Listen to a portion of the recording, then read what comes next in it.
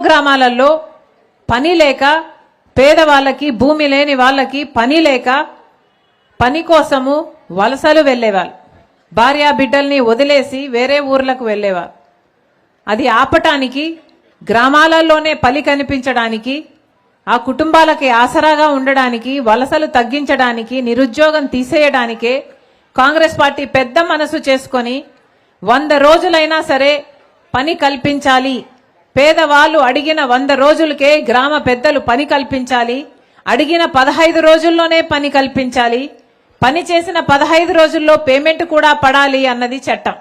ఈ చట్టం చేసింది కాంగ్రెస్ పార్టీ దీనికి మహాత్మా గాంధీ గ్రామీణ ఉపాధి హామీ చట్టం అని అంటారు మీరు కరువు పని అని కూడా అంటారు ఈ పని వల్ల గ్రామాలలో గ్రామ సభలు పెట్టి ఆ గ్రామాలకు ఏ పనులు కావాలో నిర్ణయించేవారు ఆ గ్రామానికి రోడ్లు కావాలా బావిలు కావాలా లేక పూడికలు తీయాలా ఈ గ్రామంలో ఏ పని చేస్తే గ్రామానికి మేలు జరుగుతుంది అని ఆలోచన చేసి గ్రామ పెద్దలు గ్రామ సభలలో నిర్ణయించే వాళ్ళు ఆ పనిని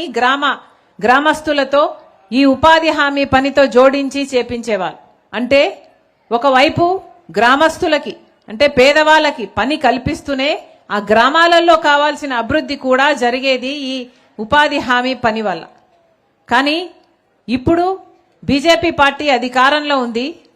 12 సంవత్సరాలుగా బీజేపీ పార్టీ అధికారంలో ఉంది ఇప్పుడేమో బీజేపీ పార్టీ ఈ చట్టాన్ని తీసేసింది ఇంకా కొత్త చట్టాన్ని తీసుకొస్తారట దీని పేరు విబిగ్రామ్ అసలు కాంగ్రెస్ పార్టీ తెచ్చిన ఈ చట్టంలో పేదవాళ్ళకి ఆసరాగా నిలబడిన ఈ చట్టంలో అసలు ఎక్కడే గాని అవకతవకలు జరగకుండా కాంగ్రెస్ పార్టీ అధికారంలో ఉన్నంత కాలం బ్రహ్మాండంగా నడిచింది మరి ముఖ్యంగా రాజశేఖర రెడ్డి గారు ముఖ్యమంత్రిగా ఉన్న రోజుల్లో అయితే ఉపాధి హామీ పనికి ఆటో ఛార్జీలు కూడా ఇచ్చేవారు మజ్జిగ మంచినీళ్ళు ఇచ్చేవారు పక్కన గ్రామంలో ఒక అమ్మ మీ నానున్నప్పుడు రస్నా కూడా ఇచ్చారు అని చెప్పింది అలా టెంట్లు వేసేవారు గర్భిణీ స్త్రీలకైతేనేమి ముసలోళ్ళకైతేనేమి కొంచెం సేద తీర్చుకోవడానికి అనుమతి కూడా ఇచ్చేవారు అలా గ్రామస్తుల మేలు కోసం ఆలోచన చేశారు మెడికల్ క్యాంపులు కూడా పెట్టేవాళ్ళు ఇలా 1 కాదు 2 కాదు ఎన్నో రకాలుగా మేలు చేయటానికి పేదవాళ్ళ గురించి ఆలోచన చేసి కనికరం కలిగి నడిపిన పథకము ఈ ఉపాధి హామీ పని కానీ ఇప్పుడు బీజేపీ అధికారంలో ఉంది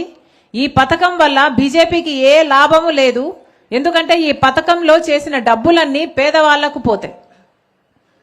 కాంట్రాక్టర్లకు పోవు